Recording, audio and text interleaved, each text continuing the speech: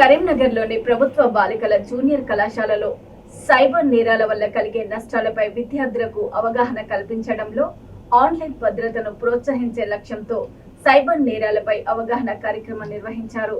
500 మంది విద్యార్థులు, అధ్యాపకులు హాజరైన ఈ కార్యక్రమంలో ఆన్లైన్ వేధింపులు, దొంగతనం, ఫిషింగ్ స్కామ్లతో సహా పలు రకాల సైబర్ నేరాల గురించి చర్చించిన ముఖ్య వక్త నృత్య ప్రదర్శించారు.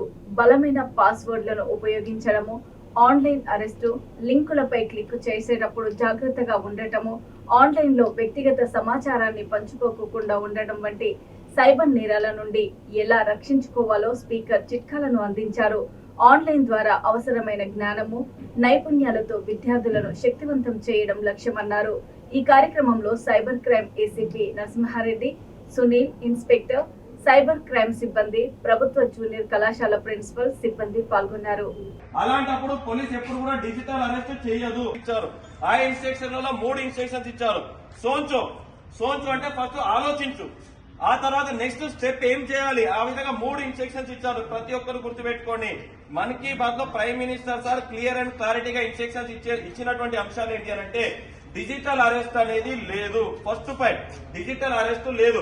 ఒకవేళ డిజిటల్ అరెస్ట్ తోటి మీకేమైనా ఫోన్లు వస్తే ఫస్ట్ మీరు ఆగండి, రుకో అన్నారు. ఫస్ట్ ఏంటంటే రుకో అంటే ఆగండి. నెక్స్ట్ సోంచు, థింక్ చేయండి. సోంచు అంటే థింక్ చేయండి. నెక్స్ట్ ఫర్దర్ గా 3వ స్టెప్ ఏంటంటే నెక్స్ట్ పోలీస్ వాళ్ళకి ఇన్ఫార్మ్ చేయడం. అది అంతేగాని ఏ పోలీస్ వారు కూడా మీకు ఫోన్ చేయరు, వీడియో కాల్లో మాట్లాడరు. డిజిటల్ అరెస్ట్ అనేది అతి పెద్ద స్కామ్ ఇప్పుడు జరుగుతుంది. అదే విధంగా ఇది గుర్తుపెట్టుకోండి. 80% లో మీ ఇంట్లో చదువుకోవడానికి వచ్చారు. ఇది కూడా ఒక చదువు లాంటిది. రేపటి రోజున మీకు కాంపిటేటివ్ ఎగ్జామ్స్ లో కూడా ఈ యొక్క సైబర్ క్రైమ్ నుంచి క్వశ్చన్స్ అడుగుతారు. ఇలాంటి ఒకవేళ మీరు సైబర్ ఫ్రాడ్ అయింది, మీ డబ్బులు పోయాయి, ఎవరికి కాల్ చేయాలి అప్పుడు? పోలీస్ యొక్క సైబర్ పోలీస్ నెంబర్ ఎంత? 1930 అంటే మీకు ఆన్లైన్ రిలేటెడ్ ఇలాంటి ఏమి జరిగినా మీరు 1930 కాల్ చేస్తారు. ఇక్కడ లోకల్ లో గొడవ అయింది అనుకోండి, ఎవరికి కాల్ చేస్తారు? 1002. అవునా?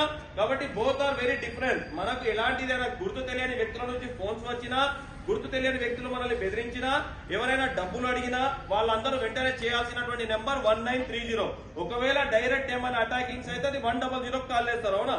1930 కాకుండా ఒకవేళ 1930 కాల్ చేస్తాం, సార్ మరి నాకు తెలుగు వస్తుంది, నాకు హిందీ వస్తుంది, నాకు ఇంగ్లీష్ వస్తుంది అంటే ఏ లాంగ్వేజ్ లో అయినా మీరు మాట్లాడవచ్చు. It's clear. రెండోది, మీరు ఒకవేళ డబ్బులు పోగొట్టుకుంటే cybercrime.gov.in అనే వెబ్సైట్ ఉంటుంది. నేరుగా మీరు అందులో కూడా పోస్ట్ చేయొచ్చు మీ యొక్క ప్రాబ్లం ఏంటి అనేది కూడా. అవేర్నెస్ ప్రోగ్రామ్ చేయాలని మా డైరెక్టర్ డైరెక్షన్ మేరకు రాష్ట్ర మొత్తం కూడా ఈ రోజు డిజిటల్ అరెస్ట్ మీద ప్రోగ్రామ్స్, అవేర్నెస్ ప్రోగ్రామ్స్ అందరికీ యూత్ కానీ, సివిల్ కానీ, పబ్లిక్ కానీ చేయమని చెప్తావచ్చు. దాంట్లో భాగంగా ఈరోజు గవర్నమెంట్ జూనియర్ కాలేజీలో అందరూ కూడా వీళ్ళకి అమ్మాయిలకు అవేర్నెస్ చేయాలని ప్రోగ్రాం రావడం జరిగింది. దీని మీద డిజిటల్ అరెస్ట్ అంటే బేసిక్గా సైబర్ క్రైమ్లో ఇన్వెస్ట్మెంట్ ఫ్రాడ్, లోన్ ఫ్రాడ్తో పాటు ఈ డిజిటల్ అరెస్ట్ అనేది ట్రెండింగ్గా మారింది.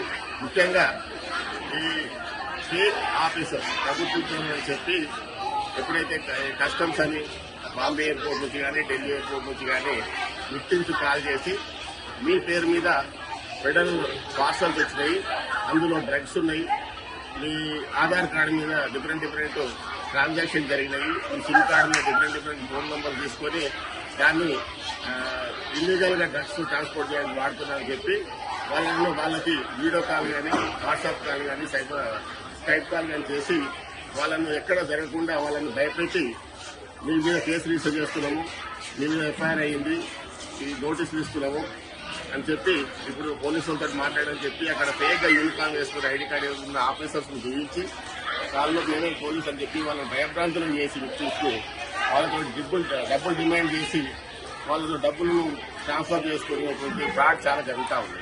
దానివల్ల చాలా మంది కూడా ఇప్పటివరకు విక్టిమైజ్ అయ్యారు.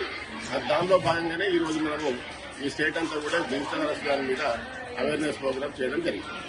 Thank you.